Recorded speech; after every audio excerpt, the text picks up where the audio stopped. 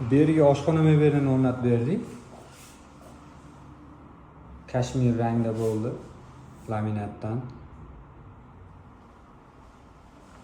Bu yerda endi kichikroq yechim topdik. Gaz paneli tagiga kir mashinani joylaverdik. Joy torlik qildi. Bu yerga mo'kasini qo'yib berdik. Bu yerga ozgina рабочий stol qoldi. Balandligi 2.40 bo'ldi.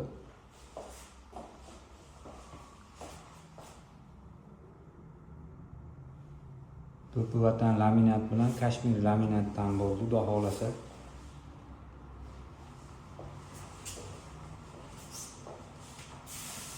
Kommunikatorini ham urab berdik.